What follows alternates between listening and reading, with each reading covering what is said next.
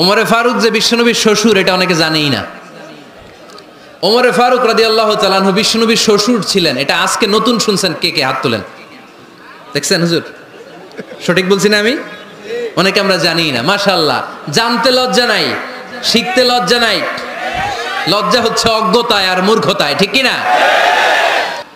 চার খলিফার দুই খলিফা, ইসলামের চার খলিফার দুই খলিফা বিশ্বনবীর মেয়ের জামাই, আর বাকি দুই খলিফা বিশ্বনবীর শ্বশুর। সুবহানাল্লাহ পড়েন। সাইয়েদনা আলী রাদিয়াল্লাহু তাআলা আনহু, সাইয়েদনা উসমান যুন-নূরাইন বিশ্বনবীর মেয়ের জামাই। উসমান রাদিয়াল্লাহু তাআলা আনহুর কাছে বিশ্বনবী দুই মেয়েকে বিয়ে দিয়েছিলেন। একজন মারা যাওয়ার পরে আরেকজন, বিশ্বনবী বলেছেন এরপরে আরেকটা থাকলে ওইটারও বিয়ে দিতাম। সুবহানাল্লাহ পড়বেন না? দুইজন ছিল মেয়ের জামাই আর দুইজন ছিল শ্বশুর। সাইয়েদনা আবু বকর শ্বশুর, বিশ্বনবীর স্ত্রী আম্মাজান আয়েশা রাদিয়াল্লাহু তাআলা আনহার বাবা।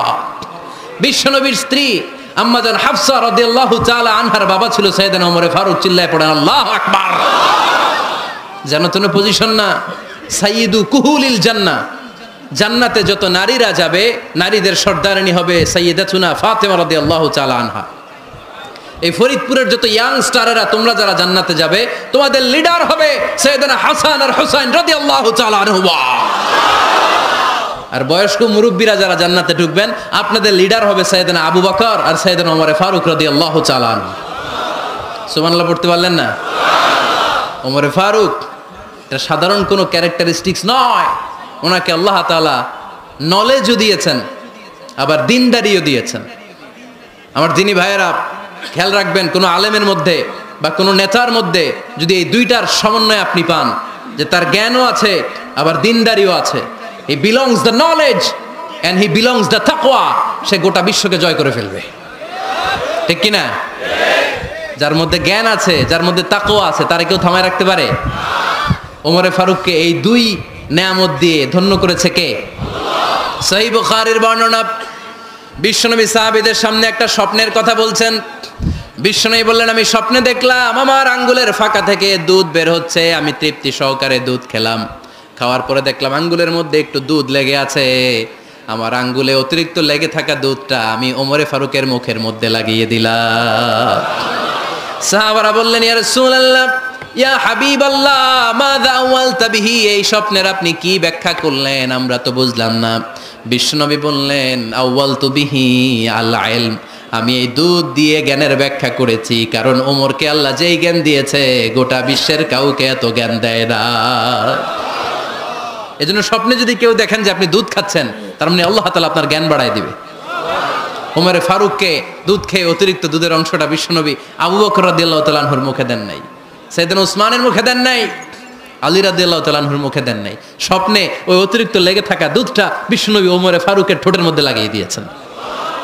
এই হাদিস থেকে প্রমাণ হয় আল্লাহ তাআলা জ্ঞানের নেয়ামতে সাইয়েদনা ওমরে ফারুককে ধন্য করেছেন। আবার বুখারীর বর্ণনা, বিশ্বনবী সাল্লাল্লাহু আলাইহি ওয়াসাল্লাম আরেকটা স্বপ্নের বর্ণনা দিচ্ছেন। তিনি বললেন, তোমাদের সবাইকে স্বপ্নে আমার সামনে দাঁড় করানো হলো। আমি দেখলাম তোমাদের কারো জুব্বা নাভি পর্যন্ত, কারো জুব্বা হাঁটু পর্যন্ত, কারো জুব্বা টাকনু পর্যন্ত। ওমরে ফারুককে যখন স্বপ্নে আমার সামনে দাঁড় করিয়ে দেয়া হলো, আমি দেখলাম ওমরের জুব্বা এত লম্বা, ওমর টেনে হিচড়ে তার জুব্বা নিয়ে সামনে হেঁটে যাচ্ছে।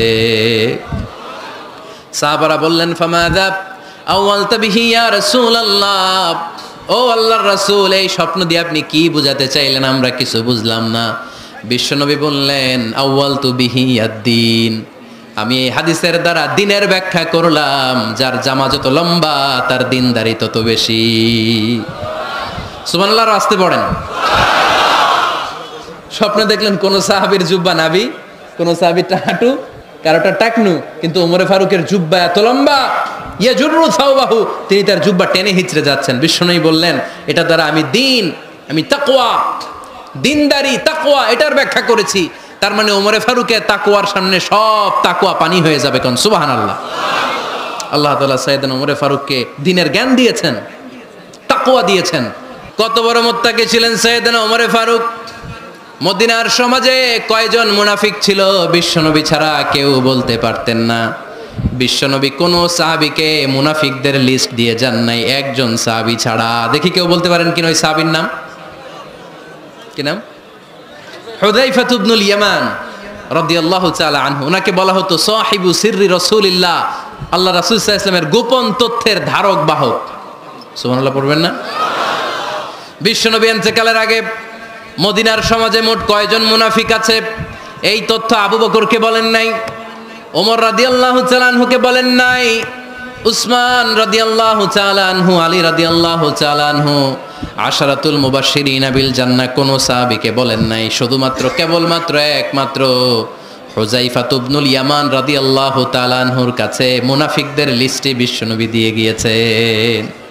সুবহানাল্লাহ পড়েন। মদিনায় কারা কারা মুনাফিক কেউ জানতো না হুযায়ফা ছাড়া। কে ছাড়া? নামটা আজকে মুখস্থ করেন যাতে অন্য কোনো ওয়াজে কেউ জিজ্ঞেস করলে বলতে পারেন। মুনাফিকদের লিস্ট যে সাহাবীর কাছে বিশ্বনবী দিয়ে গিয়েছিলেন, সাহাবীর নাম কি নাম? উনি জানতেন মুনাফিক কারা। দেখেন ওমরে ফারুকের তাকওয়ার লেভেলটা কত হাই।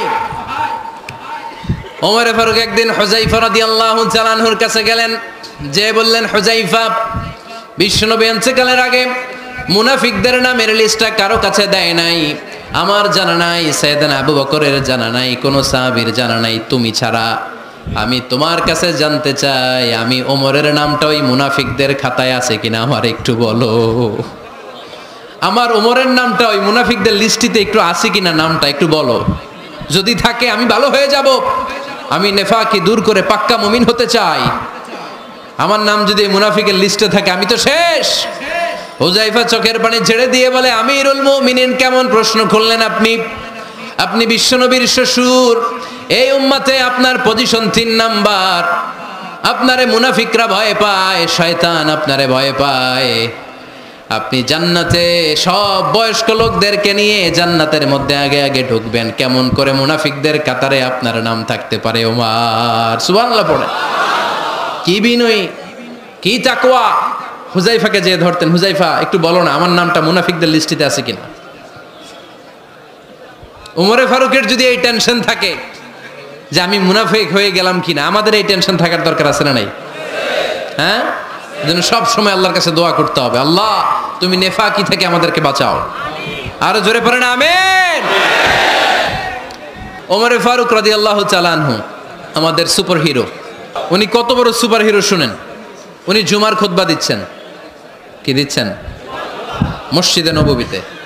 খুতবার মাঝখানে হঠাৎ বললেন, ইয়া সারিয়াতাল জাবাল, ইয়া সারিয়াত ইবনে জানিমিল জাবাল। এই কথা বলেই আবার খুতবা দিতে শুরু করলেন। ওনার এই ইয়া সারিয়াত ইবনে জানিমিল জাবালের সাথে আগের কথারও কোনো মিল নাই, পরের কথারও কোনো মিল নাই। জুমার নামাজের পর মুসল্লি সাহাবারা ধরলেন, বললেন, ইয়া আমিরাল মুমিনিন। খুতবার মাঝখানে হঠাৎ করে ইয়া সারিয়াত ইবনে জালিমিল জাবাল বলে আপনি চিৎকার করলেন কেন? আপনার এই বাক্যের সাথে আপনার খুতবার আগের বাক্যের কোনো মিল নাই, আপনার খুতবার পরের বাক্যেরও কোনো মিল নাই। এই কথা আপনি কারে বললেন, কারে উদ্দেশ্য করে বললেন? এই কথার তাৎপর্য কি আমাদেরকে বুঝিয়ে বলেন। ওমরে ফারুক বললেন, আমি যখন খুতবা দিচ্ছি আমি দেখতে পেলাম ওই যে কয়েক মাস আগে আমি আমার মুসলিম সেনাবাহিনী পারস্যে আক্রমণের জন্য পাঠিয়েছি, বর্তমান ইরানের ওই বিশাল এলাকাতে পারস্যে আমি আমার ব্যাটালিয়ন পাঠিয়েছি। আমি হঠাৎ করে দেখতে পেলাম আমার মুসলিম বাহিনীর সেনাপতি যুদ্ধের এক পর্যায়ে তার ডানে আছে উপত্যকা, বায়ে আছে পাহাড়, সে পাহাড়ি রাস্তা ছেড়ে দিয়ে উপত্যকার দিকে যেতে শুরু করেছে। আমি দেখতে পেলাম আমার মুসলিম বাহিনী যদি উপত্যকার দিকে ছুটে বেড়ায়, কাফির মুশরিকরা আমার মুসলিম বাহিনীকে কচুকাটা করে ফেলবে। তাই আমি এখান থেকে তাদেরকে কমান্ড দিয়ে বলেছি, ইয়া সারিয়াতাল জাবাল, উপত্যকার দিকে নয় পাহাড়ের দিকে যাও, তাহলেই তোমাদের বিজয় নিশ্চিত হয়ে যাবে। উপত্যকার দিকে যেও না, ইলাল জাবাল, ইলা সারিয়াতিল জাবাল, পাহাড়ের দিকে ছোট। সাহাবারা অবাক, ঘটনা কি? উনি বসে আছেন মদিনায় মসজিদে নববীর মিম্বারে দাঁড়িয়ে, উনি যদি ইয়া সারিয়াতাল জাবাল বলে এটা কি ইরানে যাবে নাকি? ও মিয়া, তখনকার সময়ে বর্তমানের মতো মোবাইল ছিল নাকি? ইন্টারনেট ছিল নাকি? কিছু ছিল? খালি মুখে আমি যদি বলি ইয়া সারিয়াতাল জাবাল, এটা ইরানে যাবে, ইন্ডিয়ায় যাবে, ঢাকায় তো যাবে না, ফরিদপুর শহরেই তো বসবে না, ঠিক কিনা? কিন্তু এটা আমিরুল মুমিনিন বিশ্বাসী সাহাবারা বিশ্বাস করে নিল। কিছু মুনাফিক ছিল, এরা কয় না ঝামেলাস, এটা তো সম্ভব না, এক কাজ করি, এই সেনাপতি যখন বিজয়ী বেশে মদিনায় ফিরে আসবে আর আমরা ধরবো। এরা দিন গুনতে লাগলো, এই সেনাপতি মুসলিম বাহিনী নিয়ে পারস্য জয় করে কবে ফিরে আসবে। এই মুনাফিকের দলগুলো কখনো সেনাবাহিনীকে অভ্যর্থনা জানাতে যেত না, কিন্তু এইবার সবার আগে মদিনার উপকণ্ঠে যে সেনাপতিদেরকে অভ্যর্থনা জানানোর জন্য ফুল নিয়ে রেডি, ফুল নিয়ে দাঁড়ায় সেনাপতি ঢুকার সাথে সাথে ধরছে, এই সেনাপতি কোত্থেকে আসছে? কয় পারস্য জয় করে আসছি। কয় এমন এমন দিন, জুমার দিন দুপুরবেলা যুদ্ধের মাঝখানে আমিরুল মুমিনিনের কণ্ঠের কোনো কথাবার্তা শুনছো নাকি? সেনাপতি অবাক, কয় তোমরা জানলা কেমনে? শুনছি তো। সুবহানাল্লাহ পড়বেন না? আমরা যুদ্ধে একটা ভয়ঙ্কর অবস্থার মধ্যে ছিলাম, পেছন থেকে শত্রুরা আমাদেরকে আক্রমণ করতে শুরু করে দিল। ডানে যাব না বায়ে যাব, সামনে যাব নাকি পেছনে যাব, রাস্তা খুঁজে পাচ্ছি না। ডান দিকে ছিল আমাদের উপত্যকার রাস্তা, বাঁ দিকে ছিল পাহাড়ি পথ। আমরা সোজা পথ হবে মনে করে উপত্যকার দিকে ছুটতে আরম্ভ করলাম। হঠাৎ করে আমিরুল মুমিনিনের কণ্ঠ বজ্র কণ্ঠে আমার কানের মধ্যে ভেসে আসলো। আমার মনে হলো আমিরুল মুমিনিন কেমন যেন আমাকে কমান্ড দিচ্ছেন আর বলছেন, ইয়া সারিয়াতাল জাবাল, ডান দিকে উপত্যকার পথে নয়, তাড়াতাড়ি পাহাড়ের দিকে সৈন্যবাহিনী নিয়ে উঠে যাও। পাহাড়ের দিকে, ডানে না, this is wrong track and this is the right track. ওই দিন যদি ওমরে ফারুকের ওই গাইডলাইন, আমিরুল মুমিনিনের কমান্ড যদি আমি না শুনতাম, আজকে বিজয়ের বেশে ফিরতেও পারতাম না, আমাদের চেহারাও তোমরা দেখতে পেত না।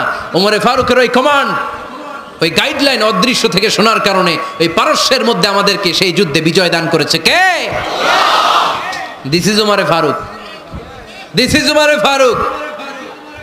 বিশ্বনবী বলছেন, ওমর মা লাকিয়াকা শাইতানু সালিকান ফাজ্জান ইল্লা সালাকা ফাজ্জান গায়রা ফাজ্জিক। ওমর, শয়তান ইবলিস যদি তোমার কোনো রাস্তা দিয়ে হাঁটতে দেখে, শয়তান ওই রাস্তা রেখে দিয়ে অন্য রাস্তা দিয়ে হাঁটে। This is our super hero সাইয়েদনা ওমর ফারুক রাদিয়াল্লাহু তাআলা আনহু। শুধু শয়তানই ভয় পেত না, মুনাফিকরাও ভয় পাইত, জমের মতো ভয়।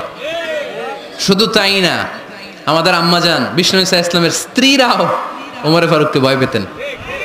সুবহানাল্লাহ কইবেন না? মাঝে মাঝে বিষ্ণু ইসা ইসলামের সাথে আম্মাজান আয়েশার ঝগড়া হতো, হতো না? আপনাদের ফ্যামিলিতে ঝগড়া হয়? হয় না? হয় না? কার কার দেখি? ওরে আল্লাহ, অনেক আল্লাহর ওলি আছে তো এই জায়গায়। ঝগড়া হয় না? কি কথা কয় ঝগড়া হয় না বলে? বিশ্বনবীর ফ্যামিলিতে ঝগড়া হয়, আপনার ফ্যামিলিতে হয় না? মিষ্টি ঝগড়া।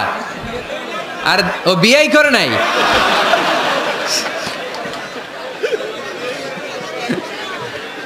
ঝগড়া তো হবেই। দাম্পত্য জীবনের মজাটাই তো এখানে, কখনো ঝগড়া কখনো আনন্দ, একটু বৃষ্টি একটু রোদ, একটু হাসি একটু কান্না, ভালো লাগা ভালোবাসা শেয়ার করে নেয়া, মিলেমিশে একাকার হয়ে যাওয়া, ঠিক কি না? তো আল্লাহর হাবিব সাল্লাল্লাহু আলাইহি ওয়াসাল্লামের সাথে আম্মাজান আয়েশার ঝগড়া হতো। তো একদিন ঝগড়া হয়ে দুইজন রেগে আস, খবরদার দুইজন রেগে থাকবেন না, আবার একজন রাগলে আরেকজন থেমে যাবেন, কারণ এই ছোট্ট ঝগড়া থেকে এটা অনেক সময় বিচ্ছেদের দিকে গড়ায়। আমার প্রিয় ফরিদপুরবাসী, ভাবি রেগে গেলে আপনি রাইগেন না, ওই দিন আপনি একটু ঠান্ডা থাকেন। আবার আপনি রেগে গেলে, আমার মাইকের আওয়াজ যদি ভাবিরা শোনেন, আপনারা রেগে যায় না, একটু ঠান্ডা থাকবেন। দুইজনে রেগে গেলে তো তৃতীয় বিশ্বযুদ্ধ শুরু হবে, তাই না? একজন রেগে গেলে আরেকজন ঠান্ডা, কারণ এই সামান্য ঝগড়া থেকে ইগোর কারণে এটা বিচ্ছেদ আর ডিভোর্স পর্যন্ত গড়ায়। আর শয়তান এখানে উস্কানি দেয়, কারণ ইমানদারদের ফ্যামিলি ভাঙতে পারলে শয়তান সবচেয়ে বড় খুশি হয়, আর ইমানদারদের ফ্যামিলি টিকে থাকলে খুশি হয়ে যায় কে? আম্মাজান আয়েশা রাদিয়াল্লাহু তাআলা আনহার সাথে বিষ্ণু ইসা ইসলামের ঝগড়া হতো মাঝে মাঝে। একবার ঝগড়া হলো, বিষ্ণু ইসা ইসলামও রাগ, আম্মাজান আয়েশাও রাগ। তো বিষ্ণুই বললেন, আয়েশা ঝগড়া করে আর কতক্ষণ থাকবো, আসো মিটমাট করি। আয়েশা রাদিয়াল্লাহু বললেন, ঠিক আছে মিটমাট করবো।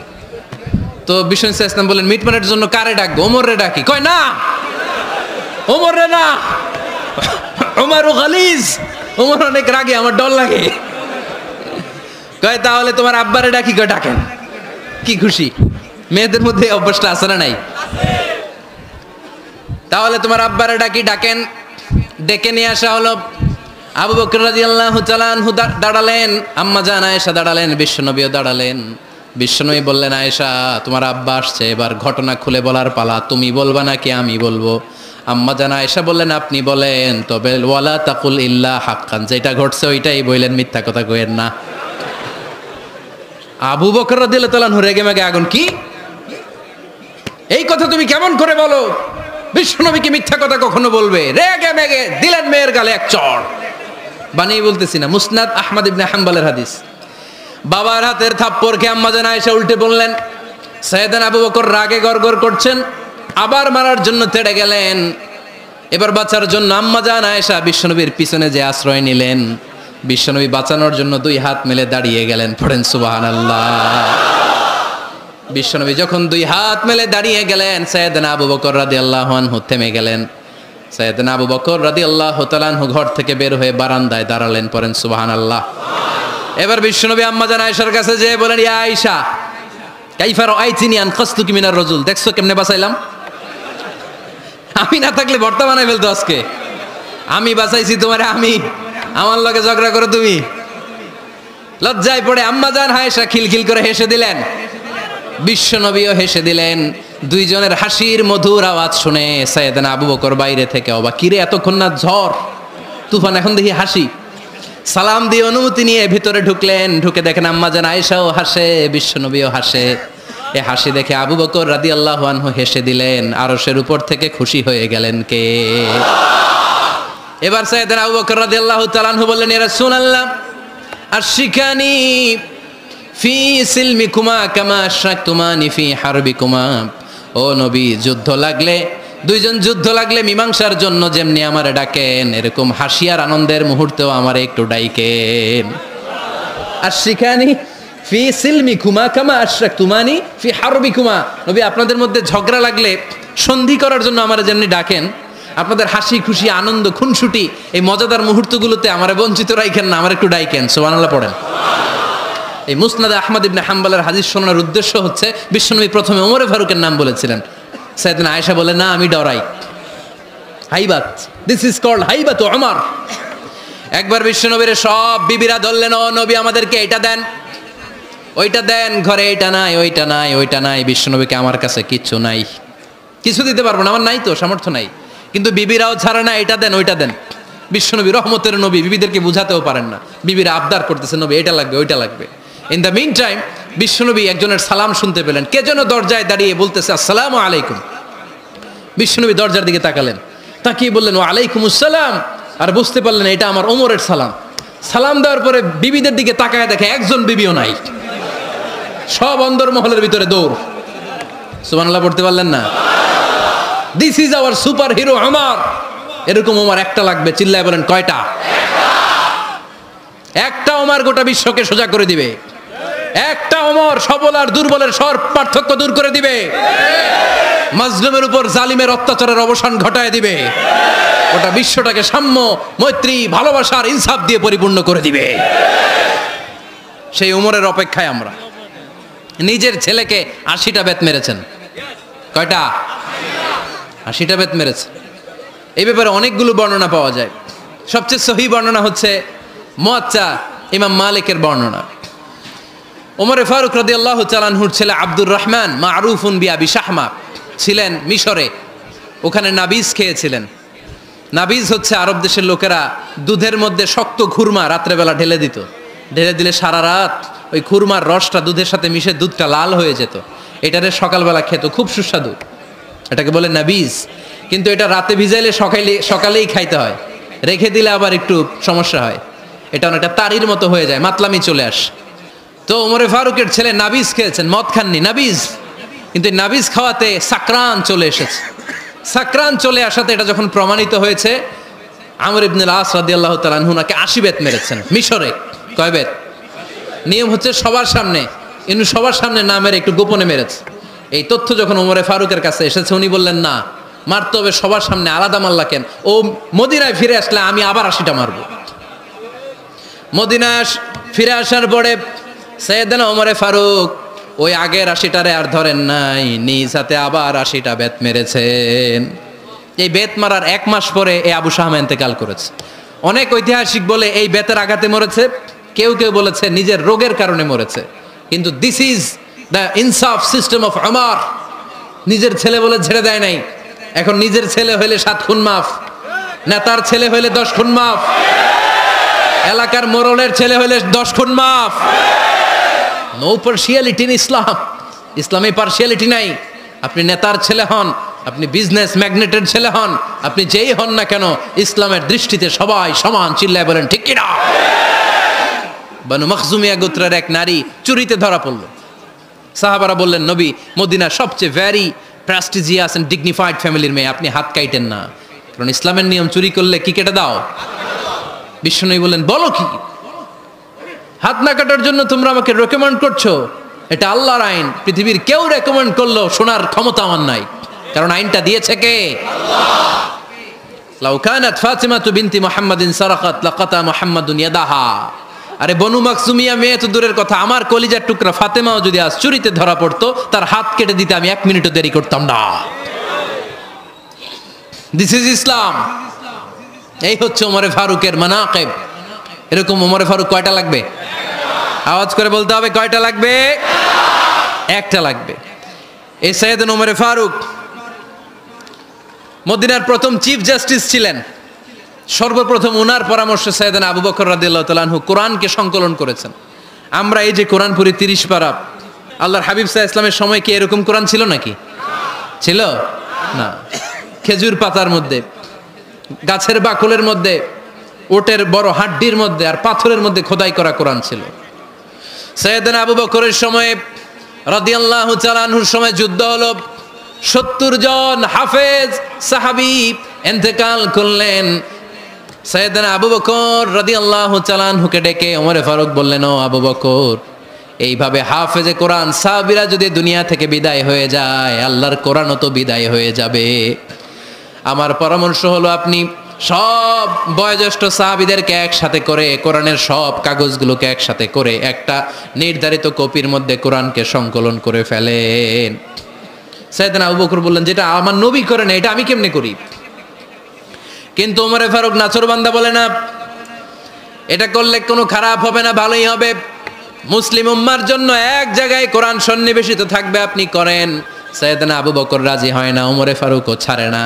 ওমরে ফারুক বলতে বলতে বলতে বলতে এমন ভাবে সাইয়েদনা আবু বকর রাদিয়াল্লাহু তাআলা আনহুকে ধরলেন, সব শেষে সাইয়েদনা আবু বকর ওমরে ফারুকের কথায় কোরআন সংকলনে রাজি হয়ে গেলেন। পড়েন সুবহানাল্লাহ। উনি বললেন, ওমর যখন আমাকে বারবার বুঝাতে লাগলো, আল্লাহ তাআলা আমার হৃদয়টা ওমরের কথা শোনার জন্য খুলে দিলেন। আল্লাহ তাআলা কেমন যেন আমাকে ইলহাম করলেন, আবু বকর করো, এই কাজের মধ্য দিয়ে আমি আমার কোরআনকে গোটা বিশ্বে জীবিত রেখে দেব। This is Omar. এই যে আমরা হিজরি সনের যে আমরা গণনা করি, এই হিজরি সনের প্রবর্তক হচ্ছে সাইয়েদনা ওমরে ফারুক। সুবহানাল্লাহ নাই? সাইয়েদনা ওমরে ফারুক এই হিজরি সনের গণনা শুরু করেছেন। সাহাবারা বলল, আমিরুল মুমিনিন, খ্রিস্টানদের ঈসাই সন আছে, আমাদের মুসলমানদের কোনো সন নাই। আমাদের একটা সন থাকলে আমাদের জিজিয়া নিতে, আমাদের যাকাতের টাকা উত্তোলন করতে অনেক সুবিধা হবে। ওমর ফারুক বললেন, তাহলে কোন সালকে হিজরি, কোন সালকে মুসলিম সাল হিসেবে আমরা ঘোষণা দিতে পারি? একজন বলল, আমার নবী যেই সালে জন্মগ্রহণ করেছেন ওই সালে। ওমর ফারুক বললেন, না, আমার নবীর জন্ম আমাদের জন্য খুশির দিন, কিন্তু এটা আমাদের জন্য প্রেরণা নয়, প্রেরণা নবীর কাজে, ঠিক কিনা? আরো কিছু সাহাবারা বলল, তাহলে যেই সালে আমার নবী ইন্তেকাল করেছে ওইটারে প্রথম সাল ধরেন। ওমরে ফারুক বললেন, না, যেদিন তিনি ইন্তেকাল করেছেন এটা আমাদের দুঃখের দিন, এটা আমাদের প্রেরণা নয়। আমাদের প্রেরণা হচ্ছে বিশ্বনবীর ত্যাগ, তিতিক্ষা আর কাজের মধ্য দিয়ে। জোরে কোন ঠিক কিনা? ওমরে ফারুক বললেন, যেদিন বিশ্বনবী ইসলাম রক্ষায় নিজের মাতৃভূমি ছেড়ে মক্কা থেকে মদিনায় গিয়েছেন, ওই দিনটাকে হিজরি প্রথম দিন ধরে আমরা হিজরি সাল গণনা করে শুরু করে দেব। ওইটাই হচ্ছে হিজরি সন। সেখান থেকে হিজরি সনের প্রবর্তন করেছেন সাইয়েদনা ওমরে ফারুক রাদিয়াল্লাহু তাআলা আনহু। এই যে স্টেট গভর্নমেন্ট, এই যে প্রিজন, জেলখানা, ক্যান্টনমেন্ট, সচিবালয়, গণভবন, বঙ্গভবন, মুক্তিযোদ্ধাদের ভাতা, রাষ্ট্রীয় ভাতা, এই সব নিয়ম কানুন সাইয়েদনা ওমরে ফারুক তার রাষ্ট্রীয় আমলে তিনি নিজে করেছেন। চিল্লায় পড়েন আল্লাহু আকবার। মুসলমানদের আলাদা কারেন্সি, নিজস্ব মুদ্রা ব্যবস্থা নিজে চালু করেছেন। সৈনিকদের মধ্যে যারা বিবাহিত প্রতি 6 মাস অন্তর অন্তর 1 মাসের ছুটি কাটাতে তারা ফিরে আসবে, সাইয়েদনা ওমর ফারুক চালু করেছেন। চিল্লায় আওয়াজ করে পড়েন আল্লাহু আকবার। এই যে আমরা 20 রাকাত সালাতুত তারাবি পড়ি রমাদানে, পড়েন না আপনারা? এটা সাইয়েদনা ওমর ফারুক চালু করেছেন। সুবহানাল্লাহ পড়তে পারলেন না? কোরআনে মোট 22টা আয়াত আছে যেখানে সাহাবারা ইনডিসিশনে ভুগছিলেন। বিশ্বনবীর মত একটা, ওমর ফারুকের মত আর একটা। এই 22 জায়গায় আল্লাহ তাআলা বিশ্বনবীর মতের পক্ষে আয়াত নাজিল না করে ওমর ফারুকের মতের পক্ষে কোরআনের আয়াত নাজিল করেছেন। সাইয়েদনা ওমর ফারুক, আমরা সাহাবীদের জীবন চরিত পড়তে চাই না, কত যে অনুপ্রেরণামূলক দৃষ্টান্ত সাইয়েদনা ওমর ফারুক আমাদের জন্য রেখে গিয়েছেন। ওমর ফারুক যখন খলিফা, দিনের বেলায় যদি রাষ্ট্রে কোনো নিয়ম জারি করতেন, দিনের বেলায় জনগণকে কোনো বিষয়ে যদি নিষেধ করতেন, রাত্রেবেলায় খাওয়ার সময় ফ্যামিলি মেম্বারদের সবাইকে বলতেন, এই দিনের বেলা আমি জনগণকে এই কাজ করতে নিষেধ করেছি, তোমরা আমার ফ্যামিলি মেম্বার, খবরদার তোমরা এই কাজ করো না। জনগণ করলে যতটুকু শাস্তি, তোরা করলে পাবি ডবল শাস্তি। সুবহানাল্লাহ কইবেন না? আমাদের নেতারা ওই বাড়ির বিচার করে, ওই বাড়ির মাইয়ার বিচার, ওই বাড়ির পোলার বিচার, নিজের পোলা গাঞ্জা টানে, আছে না নাই? নিজের মেয়ে অপরাধ করে, আছে না নাই? আহা, কি নেতা ছিলেন ওমর ফারুক! আগে নিজের ঘর সামলিয়েছেন, আগে নিজেকে সামলিয়েছেন, নিজের ঘর ঠিক করেছেন। বলেছেন জনগণ করলে যত বেদ, তোরা করলে double Veda. This is call leader, ঠিক কি না? এক বাবা এসে বললেন, ওমর ফারুক আমার ছেলে কথা শোনে না, বেয়াদব। ওমর ফারুক ছেলেরা ডাকলেন, বাবা তুমি তোমার আব্বাজানের কথা শোনো না, এটা তো কবিরা গুনাহ। ছেলে বলে, ওমর ফারুক সব দায় দায়িত্ব আল্লাহ ছেলে মেয়েদেরকে দিয়েছে, বাবা মাকে কোনো দায়িত্ব দেয় নাই। ওমর ফারুক বললেন, অবশ্যই দায়িত্ব দিয়েছে। তাহলে বলেন আমার বাবার দায়িত্ব কি? উনি বললেন, প্রাইমারিলি প্রথমত 3 দায়িত্ব। আইয়ান তাকিয়া উম্মা, পৃথিবীর প্রতিটি বাবার উচিত ছেলেদের মেয়েদের জন্য ভালো মায়ের ব্যবস্থা করা। 2 নম্বরে আইয়ুহসিনা ইসমা, সুন্দর তার একটা নাম রেখে দেয়া। 3 নাম্বার ইউআল্লিমাহুল কিতাব, তার আল্লাহর কিতাব শিক্ষা দেওয়া। এবার ছেলেকে আমার আব্বা 3টার একটাও করে নাই। এবার ওমর ফারুক রেগে গেলেন, বাবার কাঁধে ধরলেন, বললেন তুই ছেলের জন্য বিচার নিয়ে আসলি, তোর 3টা দায়িত্বের একটাও তুই পালন করিস নাই। ছেলে বলে, আমিরুল মুমিনিন আমার মা নর্তকী, আমার মা মাজুসি, আমার মায়ের মধ্যে কোনো আদব কাদব নাই, সুন্দরী দেখে আমার মা রে বাবা বিয়ে করছে, আমার মায়ের কাছ থেকে জীবনে কিছু শিখি নাই। 2 নাম্বার সাম্মানি খানফাসা, আমার বাবা আমার নাম রেখেছে চামচিকা। কি নাম রাখছে? এটার নাম হইলো একটা, এরকম উল্টাপাল্টা নাম আছে না নাই? না, এগুলো রাখবেন না। আব্দুল্লাহ রাখবেন, আব্দুর রহমান রাখবেন, আর একটা কি বলছি আজকে? হুজাইফা রেখে দিয়েন, পারবেন? ওয়ালাম ইউআল্লিমনি হারফাম মিন কিতাবিল্লাহ, আমিরুল মুমিনিন শুধু তাই না, আল্লাহর কোরআনের একটা অক্ষর আমার বাবা কোনোদিন আমারে শিক্ষা দেয় নাই। ওমর ফারুক রেগে গেলেন, এবার বাপের কান্দে দইরা মারতে শুরু করলেন। তুই পোলার নামে বিচার নিয়ে আইছিস, তোরে মার দিমু আগে। এরকম নেতার দরকার আছে না নাই? মদিনায় এক লোক তার বউরে রাগের চোটে 100 তালাক দিয়ে ফেলছে। কয় তালাক দেয়ার নিয়ম? কয়টা দিছে? কয়টা? এবার স্ত্রী কাঁদতে কাঁদতে এসে বলে, আমিরুল মুমিনিন দেখেন আমার স্বামী আমারে রেগে মেগে 100 তালাক দিছে। ওমর ফারুক বললেন, দইরা নিয়ে এটারে। নিয়ে আসা হলো। ওমর ফারুক বললেন, কয়টা তালাক দিয়েছ? কয় 100টা। কেন দিছ? কয় মাথা গরম আছিল। এরকম আছে না? তালাক দেওয়ার সময় সব তালাক, তুই তালাক, তোর মা তালাক, তোর বোন তালাক, সব তালাক। তালাক দিবে ওয়াইফ রে, দিতেছে সবাই রে। তো ওমর ফারুক বললেন, দিবে 3টা, 100টা দিলা কেন? কয় মেজাজ গরম ছিল। কয় দাঁড়া, আত-তালাকু মিন শাআইরিল্লাহ, তালাক হচ্ছে আল্লাহর দেয়া বিধানের একটা নিদর্শন, এটা নিয়ে তুই খামখেয়ালি করলি। আমার রায় শোন, আমার রায় হচ্ছে 3 তালাকে তোর বউ তালাক, বাকি 97 তালাক তোর পিঠের উপরে পড়বে। এরকম বিচারের দরকার আছে না নাই? এরকম দৃষ্টান্তমূলক বিচার যদি বাংলার জমিনে দেয়া হতো, আর কোন নারী ধর্ষিতা হতো, আর কোন নারীকে অ্যাসিড মারা হতো, আর কোন নারী যৌতুকের জন্য কান্না করতো? একটা অমর লাগবে, বেশি না। কয়টা লাগবে? তিনি গভর্নর সিস্টেম চালু করেছিলেন, governor system, Islamic state. Bahrain ইয়ামান, মিসর, কুফা, বসরা, মক্কা, মদিনা, এই 7 জায়গায় 7 জন গভর্নর পাঠিয়েছেন। তাদের থেকে তথ্য নিতেন। এই গভর্নর সিস্টেম উনি বানিয়েছেন। সাইয়েদনা আমর ইবনে আল আস রাদিয়াল্লাহু তাআলা আনহুকে পাঠিয়েছেন মিশরে। মিশরে একটা দৌড় প্রতিযোগিতা হতো। ওই দৌড় প্রতিযোগিতায় আমর ইবনে আল আস রাদিয়াল্লাহু তাআলা আনহুর ছেলে অংশগ্রহণ করেছে, কিন্তু এক মিশরি ওই দৌড় প্রতিযোগিতায় চ্যাম্পিয়ন হয়ে গেছে। রানার্স আপ হয়েছে আমর ইবনে আল আসের ছেলে। এবার মিশরি ফার্স্ট আর গভর্নরের ছেলে সেকেন্ড।